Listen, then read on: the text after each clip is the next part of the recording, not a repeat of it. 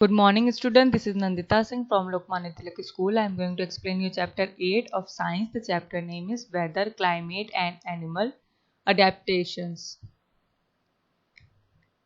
आज हम weather climate and animal adaptations के बारे में पढ़ेंगे. First topic is weather. Weather means मौसम. The atmospheric conditions, temperature, humidity and rainfall of a place on a particular day describe the weather of that day.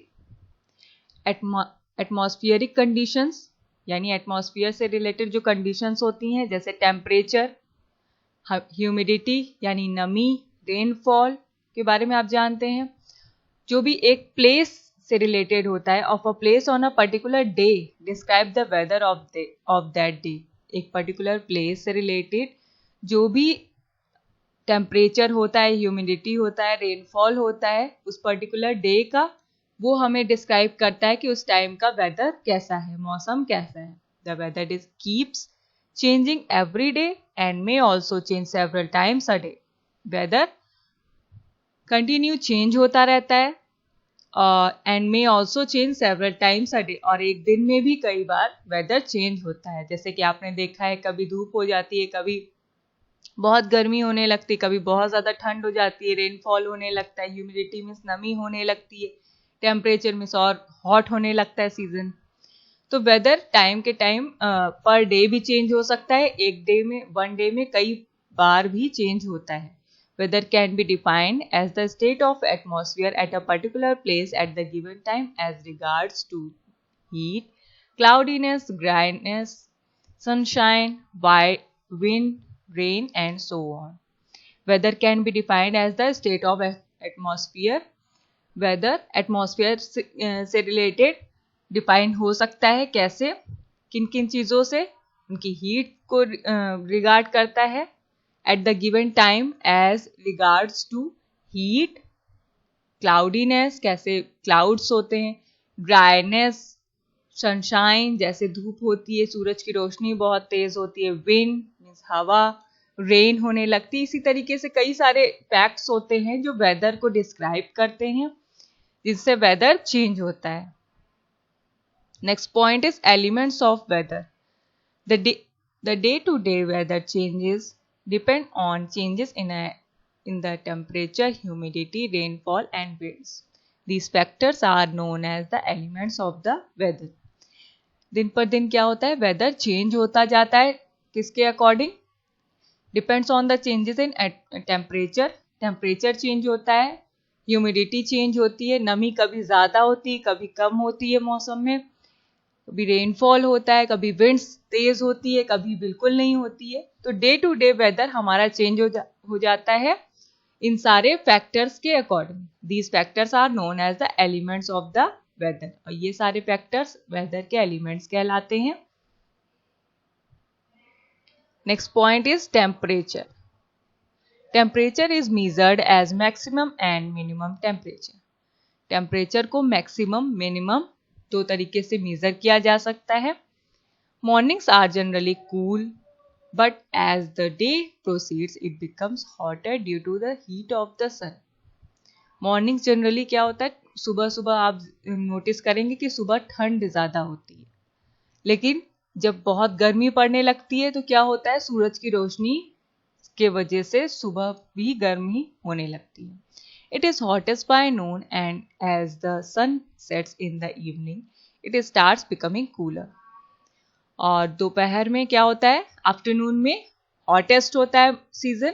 बहुत ज़्यादा weather hot होने लगता है, गर्मी होने लगती है दोपहर में, क्योंकि सनशाइन बहुत हार्ड होती है, बहुत ब्राइट होती है. And as the sun sets in the evening, और जैसे ही सनसेट हो जाता है इवनिंग में, तो वेदर क्या होता है, कूल होने लगता है. The temperature is minimum in early morning and maximum in the noon. Afternoon में टेम्परेचर बहुत ज़्यादा होता है, मैक्सिमम होता है, और अर्ली मॉर्निंग में बहुत कम होता है. The minimum and maximum temperatures are measured by special thermometers called the maximum minimum thermometers. और जो टेम्परेचर होता है उसको मीज़र करने के लिए, मैक्सिमम मिनिमम टेम्परेचर को मीज़र करने के लिए स्पेशल थर्मामीटर्स होते हैं जिनका नाम है, जिन्हें क्या बोला जाता है, मैक्सिमम मिनिमम थर्मामीटर्स बोला जाता है। Next point is humidity. देखिए यहाँ पर ये you can see the picture maximum minimum thermometer की। Next point is humidity. Air has the capacity to hold a certain amount of water in it, which increases with increase in the temperature. Air has the capacity to hold a certain amount of water in it. Air की ये capacity होती है कि वो कुछ certain amount में water को अपने में होल्ड करके रखता है। जैसे कि हमको कभी कभी बहुत सफोकेशन या बहुत नमी सा महसूस होता है वेदर में, तो क्या होता है कि जो एयर होती है वो वाटर की कुछ मात्रा को, पानी की कुछ मात्रा को होल्ड करके रखती है। Which increases with increase in temperature. जब टेम्परेचर बहुत ज़्यादा बढ़ने लगता है तो क्या होता है, वो जो ह्यूमिडिटी होती है वो इंक्रीज होने लगती है। The amount of water vapour present in the air is called humidity. जो अमाउंट ऑफ वाटर होता है जो एयर में प्रेजेंट होता है उसको हम ह्यूमिडिटी कहते हैं। इसे हिंदी में हम कहते हैं नमी। The humidity of a place is determined in terms of its relative humidity. The humidity of a place is determined in terms of its relative humidity. और जो humidity होती है किसी भी जगह की, वो किसको determine करती है, relative humidity को determine करती है। relative humidity क्या होता है उसके बारे में पढ़ेंगे। यहाँ पर नीचे पॉइंट दिया है। Relative humidity is the ratio of the amount of water vapor in the air at a particular temperature to the maximum amount of water vapor the air can hold at that temperature. Relative humidity is the ratio of the amount of water. जो भी water का amount होता है उसका जो ratio होता है, जो कि एयर के साथ वेपर बनता है, वेपर मीन्स भाप बनता है, at a particular temperature to the maximum amount of water vapour air can hold at that temperature. उस टेम्परेचर में एयर जितने भी अमाउंट ऑफ वाटर को होल्ड करके रखता है, और जब वो वेपर बन के जाता है आसमान में तो वो रिलेटिव ह्यूमिडिटी कहलाता है। Relative humidity is the ratio of the amount of water vapour in the air, means air जो भी वाटर वेपर को होल्ड करके रखती है एटमॉस्फेयर में at a particular temperature to the maximum amount of water vapor the air can hold at that temperature. उस समय का जो टेम्परेचर होता है उसमें जो एयर अपने वाटर को होल्ड करके रखती है और उसको वेपर बनाती है उसे हम कहते हैं relative humidity. Relative humidity is always expressed in percentage. At 100% air is said to be saturated. Saturated means होता है नमी। Relative humidity is always expressed in percentage. Relative humidity को हमेशा परसेंटेज में एक्सप्रेस किया जाता है, परसेंटेज में उसको लिखा जाता है। At 100% air is said to be saturated. और जहाँ 100% होता है उस समय एयर को सैचुरेटेड कहा जाता है, मीन्स नमी बहुत ज़्यादा होती है। Relative humidity is measured with the help of an instrument called hygrometer. और एक इंस्ट्रूमेंट होता है जिससे कि ह्यूमिडिटी को मेजर किया जाता है, रिलेटिव ह्यूमिडिटी को मेजर किया जाता है कि एयर में कितनी ह्यूमिडिटी है, कितनी वो वाटर को वेपर कर रहा है, तो उसको मेजर करने के लिए एक इंस्ट्रूमेंट होता है जिसे हम क्या कहते हैं, हाइग्रोमीटर कहते हैं। The relative humidity varies through the day and changes with the change in temperature. और रिलेटिव ह्यूमिडिटी वैरी करती है, चेंज होती रहती है डे के अकॉर्डिंग, और टेम्परेचर के अकॉर्डिंग भी चेंज होती है। देखिए यहाँ पर हाइग्रोमीटर का पिक्चर भी दिया है। इससे क्या होता है कि हमारे एटमॉस्फेयर में कितनी नमी है उसको वो चेक करके बताता है, कितनी परसेंटेज नमी है वो चेक करता है। Next point is rainfall. The chances of rainfall in a region can be predicted by the relative humidity of that place. इस एक प्लेस पर जितनी ज़्यादा नमी होती है वो बताता है हमें, वो प्रेडिक्ट करता है कि उस जगह पर कितनी रेनफॉल होने के चांसेस हैं। When air gets saturated with the water vapor and temperature falls, it rains. जब एयर जिसमें नमी है ऑलरेडी, वो जब एयर ह्यूमिडिटी में कन्वर्ट हो जाती है, मीन्स जब एयर में नमी आ जाती है और वो वाटर वेपर बन जाती है, जब पानी भाप बनने लगता है तो टेम्परेचर गिरता है और बारिश होने लगती है. The amount of rain can be measured with the help of an instrument called the rain gauge. यहाँ पर देखिए पिक्चर दिया रेन गॉज इंस्ट्रूमेंट का, जिससे कि क्या मेजर किया जाता है. The amount of rain can be measured, कितनी बारिश हुई है जहां पर, वो मेजर करने के लिए इस इंस्ट्रूमेंट का रेन गॉज का प्रयोग किया जाता है. Next point is winds. Winds blow due to uneven temperature of the surface of the earth. Earth के सरफेस पर जो अनइवन टेम्परेचर होता है, कभी कम कभी ज़्यादा होता है, उसके अकॉर्डिंग विंड ब्लो करती है. विंड मीन्स हवा. Winds affect the weather condition. Wind क्या करती है, वेदर कंडीशन को अफेक्ट करती है. ज़्यादा हवा चलने लगती तो आप नोटिस करेंगे कि मौसम थोड़ा नॉर्मल होने लगता है, बहुत गर्मी से थोड़ा नॉर्मल हो जाता है. While forecasting the weather, the speed and direction of wind are measured. जो फोरकास्टिंग होती है वेदर की, वेदर फोरकास्टिंग जब होती है तो विंड की स्पीड और उसका डायरेक्शन भी मेजर किया जाता है कि वो किस तरफ से चल रही है, उसकी स्पीड कितनी है, ये सारी चीजें मेजर की जा सकती हैं. The weather prediction are made by meteorological department. और मेटीरियोलॉजिकल डिपार्टमेंट क्या करता है, वेदर प्रेडिक्शन करता है कि किस समय कैसा वेदर है. The scientist who make these prediction are called meteorologist. और जो साइंटिस्ट इसका प्रेडिक्शन करते हैं, वेदर प्रेडिक्शन करते हैं, उनको मेटीरियोलॉजिस्ट कहते हैं. They study the parameters and several other factors affecting the weather condition. Weather condition से रिलेटेड जितने भी फैक्टर्स होते हैं, वो सारी चीज़ों से रिलेटेड स्टडी इसमें की जाती है. This is called weather forecast. इसे हम वेदर फोरकास्ट कहते हैं. They monitor the element of weather every day and are able to predict the weather condition of a place over a short period of time. ये क्या करते हैं, monitor करते हैं, उन सारे एलिमेंट्स को मॉनिटर करते हैं कि एक दिन में पर डे कैसा वेदर है, उसको प्रेडिक्ट करते हैं पहले से ही. जैसे कि आपने मोबाइल में भी देखा है कि आजकल एंड्रॉयड फ़ोन में दिखा देता है कि आज बारिश होनी है या आज बहुत हॉट सीजन होना है, तो वो क्या है, वेदर प्रेडिक्शन है. तो वेदर फोरकास्टिंग है, वो पहले से ही सारी चीज़ों की जानकारी हमें दे देते हैं कि आज का मौसम कैसा रहने वाला है. तो वो क्या करते हैं, they monitor the elements of weather every day.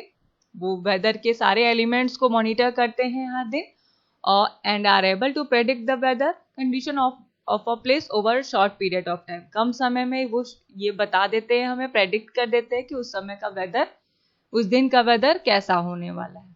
There are hundreds of factors that affect the weather. This is the reason that sometimes the prediction go wrong. बहुत सारी चीजें होती हैं, बहुत सारे फैक्टर्स होते हैं जो वेदर को प्रेडिक्ट करते हैं. तो क्या होता है कि कभी कभी जो वेदर प्रेडिक्शन होता है वो गलत भी साबित हो जाता है, क्योंकि वेदर फोरकास्टिंग लोग पहले से अज्यूम कर लेते हैं सारे फैक्टर्स को देख करके, लेकिन नेचर क्या है, वो अपने अकॉर्डिंग बदलता रहता है. तो इसलिए कभी कभी वेदर फोरकास्टिंग गलत भी प्रूव हो जाती है. Next point is climate.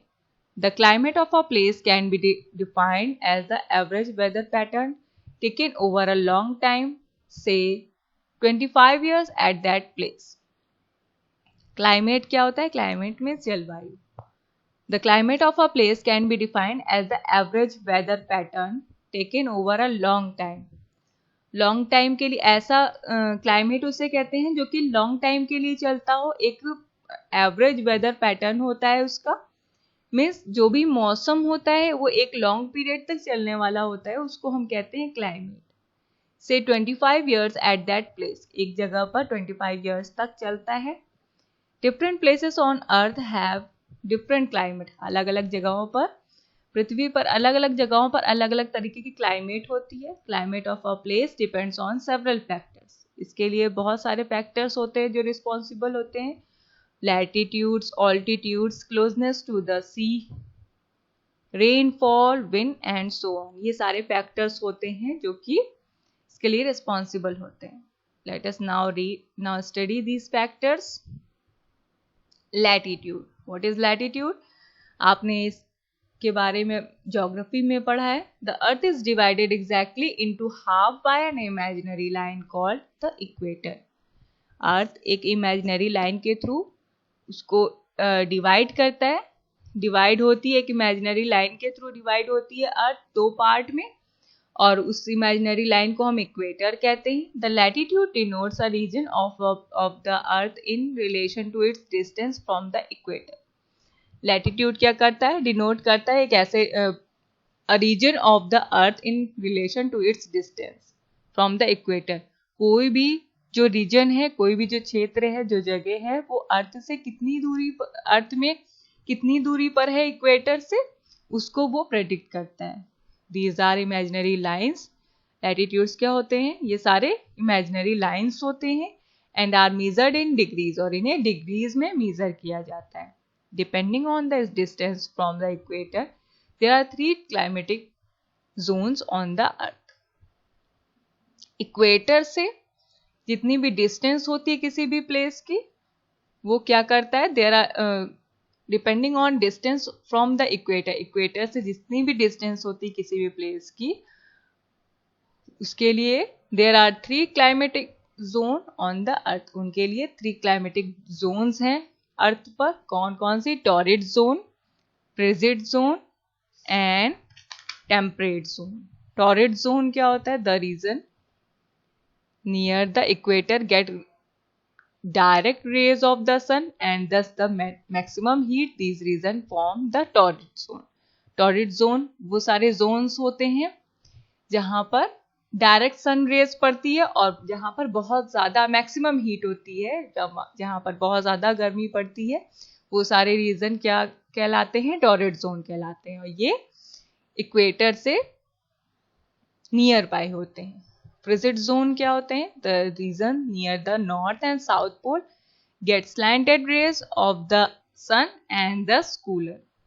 और यहाँ पर क्या होता है? फ्रिजिड जोन में एटमॉस्फेयर कूल होता है और ये नॉर्थ पोल साउथ पोल के पास होते हैं। This region form the frigid zone, और ये रीजन फ्रिजिड जोन को बनाते हैं। Next point is temperate zone. The region between the torrid zone and frigid zone form the temperate zone. Torrid zone और फ्रिजिड जोन के बीच में जो रीजन होते हैं उन्हें हम टेम्परेट जोन कहते हैं। The temperate zone are further divided into warm temperate, cold temperate, tropical temperate and equatorial zones. इन्हें इन सारे पार्ट्स में डिवाइड किया जाता है। कौन कौन से? Warm temperate, cold temperate, tropical temperate and equatorial zones. Next point is altitude. Altitude means height. Another factor responsible for the climate of a place is its altitude. और दूसरे फैक्टर्स जो हैं जो क्लाइमेट के लिए रिस्पॉन्सिबल होते हैं वो होते हैं altitude. The altitude is defined as the height above the sea level. Sea level से जितनी हाइट होती है उसको डिफाइन करते हैं altitude. As we go higher up from the sea level, the temperature of the place falls. जैसे ही हम सी level से और ऊंचाई पर जाते हैं तो क्या होता है कि टेम्परेचर गिरने लग जाता है। The fall of temperature is roughly 1 degree Fahrenheit for every 300 feet rise. 300 feet तक आप जब ऊपर जाते हैं तो टेम्परेचर गिरने लगता है, 1 डिग्री फ़ारेनहाइट तक हो जाता है। क्लोजनेस टू द सी, ये सब देखिए आप वो फैक्टर्स पढ़ रहे हैं जो कि रिस्पॉन्सिबल थे किसके लिए? क्लाइमेट के लिए। अभी तक हमने सारे पढ़ लिए, अब क्लोजनेस टू द सी है। The climate of a place is also affected by its distance from the sea. Climate sea से हमारा कितना डिस्टेंस है उस पर भी डिपेंड करते हैं। कोई भी रीजन जो है वो सी से, समुद्र से कितनी दूरी पर है, ये भी क्लाइमेट को अफेक्ट करता है। If a place is near the see the climate is moderate. अगर समुद्र के पास है कोई जगह तो वहां की क्लाइमेट मॉडरेट होती है, न ज्यादा गर्म न ज्यादा ठंडा। But as we move further from the sea, the climate of the place become extremely hot during the summer, extremely cold during the winter. और जब हम सी से समुद्र से थोड़ी दूरी पर आ जाते हैं जो प्लेसेस, वहां पर एक्सट्रीम क्लाइमेट होता है, यानी कि गर्मी में बहुत ज्यादा गर्म, ठंडी में बहुत ज्यादा ठंड पड़ती है। लास्ट पॉइंट इज विंड्स, जो कि सारे फैक्टर्स थे क्लाइमेट को अफेक्ट कर रहे थे, उन सारे फैक्टर्स को हमने पढ़ा है। लास्ट पॉइंट है wind. The climate of a place depends on whether the winds are cold, hot, humid or dry. Winds are also responsible for bringing rain. Winds भी responsible होती है बारिश होने के लिए। और the climate of a place depends on, और जो भी एक जगह की क्लाइमेट होती है वो उस पर डिपेंड करती है कि हमारी विंड जो है वो कोल्ड है कि हॉट है कि हमिड है या ड्राई। इससे भी उस जगह का टेम्परेचर कम या ज्यादा होता है। चलिए आज यहीं तक पढ़ाऊंगी, कल इसके आगे से कंटिन्यू करेंगे chapter. I am going to end this class. Good day.